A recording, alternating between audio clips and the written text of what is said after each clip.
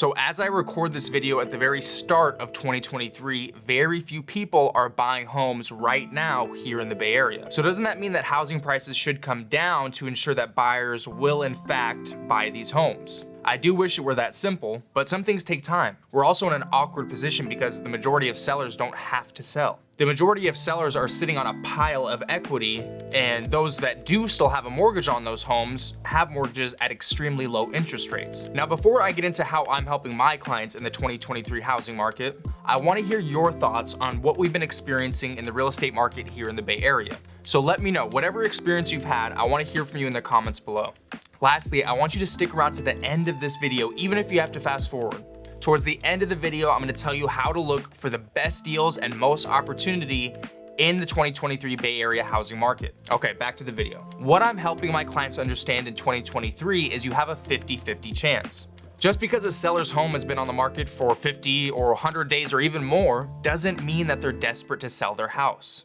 And this is where communication comes in. It's our job as a buyer's agent to get as much information as possible when it comes to the seller's current situation. Some listing agents will give way too much information about their sellers, which is good for us. And some listing agents will give us little to no information at all, which isn't necessarily a bad thing. Now, if we don't have too much information to go off of, that gives us a 50-50 chance. Either the seller's gonna accept a lower price offer and possibly some hefty concessions towards you as a buyer, or they're not. Near the end of 2022, on behalf of my buyers, I had to deal with a lot of sellers that just weren't realistic with the market conditions, even if their home was on the market for 5 or 6 months or more. And I also dealt with sellers on behalf of my buyers that really needed to move, which gave us total control of the transaction from start to finish. And this is exactly what I mean when it comes to 2023. A 50-50 chance. But here's the thing about a 50-50 chance. If you never get out there or even get started with your real estate agent or lender, that 50-50 chance turns into a 0% chance. So here's the reality of the Bay Area real estate market going into 2023. If you're looking for deals, the time is now. If you're looking for a lower monthly payment, the time is about 6 months from now.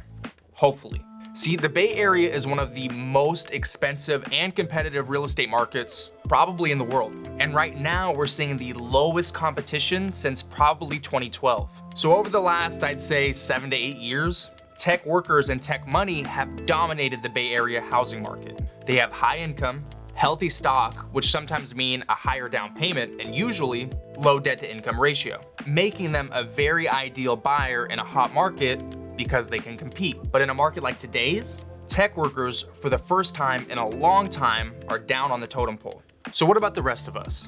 With steady jobs, steady income, a decent savings, good credit, etc. Where does that leave us? Well, with current interest rates, it does unfortunately leave us with a higher monthly payment. But essentially, the ability to have little to no competition and negotiate just about everything, which could include rate buy downs, price cuts, repairs, and the list goes on. So even though in 2023 you may not lock into an extremely low interest rate, neither did many Americans who bought in 2010, 2011, 12, 13, etc. They all refinanced as interest rates came down or hit their lowest peak. Now keep in mind, when I say that, it does not mean that you should bank on interest rates coming down. I always tell my clients, be comfortable with this payment as if it were your payment for life. Ultimately, that's your decision to make as a home buyer. Whether you two believe that interest rates will come down eventually or not, historically, it has happened time and time again. Another harsh reality is the Bay Area has a massive housing affordability issue.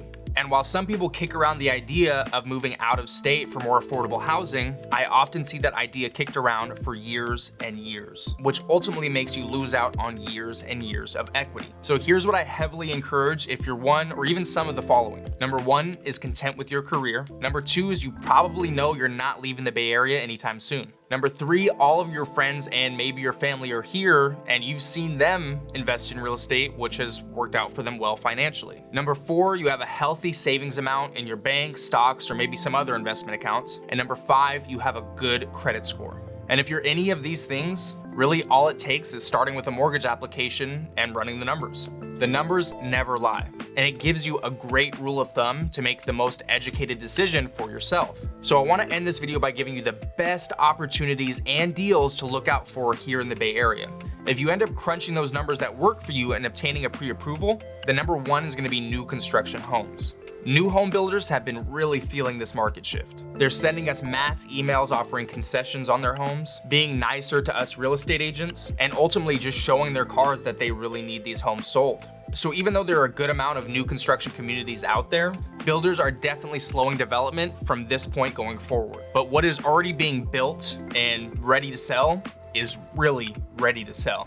But what you need to ensure is that you bring a real estate agent with you to any new construction community that you go to. When you bring your real estate agent along for outside representation, one, it costs you nothing, and two, your real estate agent is gonna negotiate way more than you ever could have, simply because they've been through this process before. A new construction sales rep that represents the developer is gonna treat you a lot differently than they would treat a real estate agent when it comes to negotiation. And even more so than that, you really want that real estate agent to lean on throughout the whole entire buying process. Because believe me, these builders will try to cut corners, sweep problems under the rug, and essentially bully. And back to the 50-50 chance, the more you look at new construction communities, the more you can see what some builders are willing to give you versus other builders that may not be willing to give up as much. Number two is gonna be homes with high days on market. I know this one seems super obvious, but what I highly recommend is giving your real estate agent an interest list of the homes that you're interested in before seeing them in person. Or if your agent is sending you homes, letting them know which ones are yays or nays before those in-person appointments are set. If it's to your liking via pictures, have your agent do the vetting work of the seller to see what the expectations are before you go to that home and fall in love with it and realize that that seller's not negotiating a thing. And number three, which I think we're gonna see become a lot more common in 2023 and 2024, are more loan programs such as a 3-2-1 or a 2-1 buy down to lower your interest rate and possibly even seller financing. I could go on for quite a while about 3-2-1 buy downs. So if you're currently shopping for homes and your lender or agent hasn't brought up a 3-2-1 or a 2-1 buy down loan program, reach out immediately with my contact info below or just at me in the comments section. When it comes to seller financing, it's pretty cut and dry, but it does take someone who's experienced on this topic. Essentially, this is where you and the seller would negotiate what the price and down payment is gonna be, and the seller would act as the bank. Another thing that you would have to negotiate is what the interest rate would be, which ultimately comes down to the terms of the purchase. Seller financing helps for a few reasons. One is it helps the seller on both taxes and the purchase price of the home. And for the buyer, it helps obtain a lower interest rate. Well, that includes our video for today. As some of you may know, I put out Bay Area and California specific videos every single week. So if you want to see more of me and my information, don't forget to subscribe below. I always love hearing from you guys, whether that's in the comment section below or whether you're reaching out to me directly with my contact info in the description. I'm Roland Osage with Real Broker right here in the Bay Area. If you're ever looking to leave the Bay Area or even come here to the Bay Area, my team and I would love to help. If you head to my website, you'll see a ton of information all about the Bay Area, from new development proposals all the way to the best bars in the East Bay. And you can even sign up for our weekly newsletter that gets all of this information delivered directly to you. I look forward to hearing from you, and we'll see you on the next video.